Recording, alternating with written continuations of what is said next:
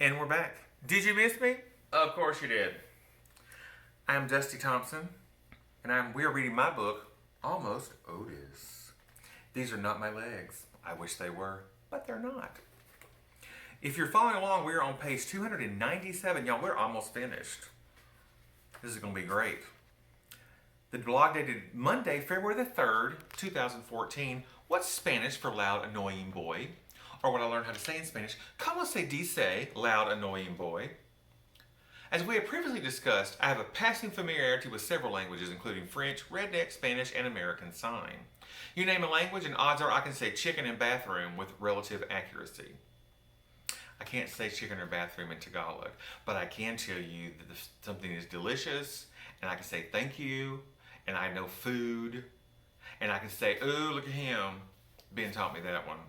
So I can throw shade in secret, except if you're Filipino, then you'll know. But don't tell. If you didn't know, during my first 2 years of high school, my mother managed a motel called the Nicholson House in Paris, Texas.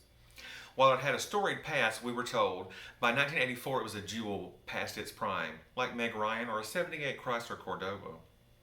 No offense, Meg, but... Although I was embarrassed and never admitted to anyone we lived there, it was often fun. We had a swimming pool, centipede in the game room, a Chinese buffet for the restaurant, and on weekends I got to work the switchboard, which was something like Lily Tomlin, one ringy dingy. There were cords you pulled out and plugged in and called the thing, and it was old timey. It was really fun. You could even eavesdrop. Of course, I would never do that. I have no interest in secrets, dear readers. The fact the Rivercrest High newspaper staff named me most likely to tell a secret is coincidental at best. Stop laughing, Carolyn Strong. One of the unique traits of this particular establishment was half of the rooms were kitchenettes you could rent by the week or the month. This was particularly popular with construction crews who were attempting to gentrify the less fabulous parts of Paris proper. My sophomore year at Rivercrest High, I was taking beginner Spanish, but due to a car wreck or something, our new teacher, Senora Franklin, of the side ponytail and culottes, had been unavailable, and for the first couple of months of the school, we had a substitute teacher. I got more usable Spanish from Morgan Freeman on the electric company. Numbers and colors were mastered, verb tenses not so much. However, by homecoming, Senora Franklin was no longer ausente, which is Spanish for absent. Upon her arrival in the gauchos or culottes, knee boots and a side ponytail. See, that's all I remember about her is big side ponytail. It was large, magnificent side ponytail. We dove headfirst into conjugation, which sounded dirty but wasn't. The first phrase I learned, unsurprisingly, was "cállate," which means shut up. I learned this the second day of class.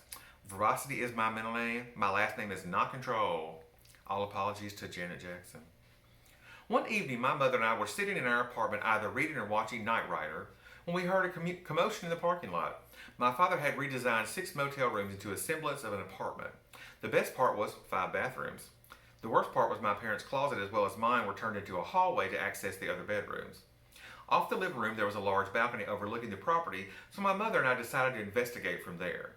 My Uncle Bill, my father's sister's husband, was the night watchman, but he was hard of hearing and sometimes asleep. The sight greeting us was a large tenant of Hispanic origin who was being accosted as one of our more senior residents, Miss Lucille. Her 92-and-a-half-year-old bottle of wine a day vision had led her to believe her fellow resident, wearing only khaki shorts and himself inebriated, was nude, and she felt compelled to use her umbrella as the device to drive home her stance that this was in fact unacceptable. My mother, ever the problem solver, decided to intervene, and I wanted to watch, but like Bette Midler, from a distance. From a distance, there's people fighting in the parking lot. I'm not going over there, I'm not crazy. My siblings were more entranced by David Hasselhoff. In retrospect, anything was better than Knight Rider. In context, most things paled in comparison. And don't act like you didn't watch it too. My family did not single-handedly keep that show in the top 10 of the ratings. We were never a Nielsen family. I was once in Palo Alto was a Nielsen family. I think the ratings that we were probably not normal because I don't watch what other people watch as a rule. Anywho, my mother, upon rebuffing Miss Lucille and redirecting her to her room with the promise of a free egg roll the next day at lunch, attempted to ask the gentleman if he was part of the road crew managed by a man named Juan. My mother said, "Do you work with Juan?" The man said, "¿Qué?" I interrupted, Mother, he is obviously Hispanic. Of course, I must interpret. My mother said, I need someone who knows more than colors and numbers, sweetie, but thank you. Mother, you know I'm almost fluent, right? And sadly, I really did talk like that in high school. It's a wonder I didn't get beat up every day.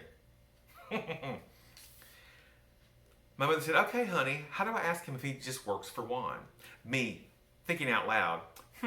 Well, trabajar means to work, so yo, trabajo would be I work, so to trabajar would be you work. So it's a question, so say, and suddenly louder, to trabajar con Juan, which is shown phonetically was exactly, probably pronounced more like to trabajo con Juan, which is exactly the way I said it, and that's the way I spelled it in the book.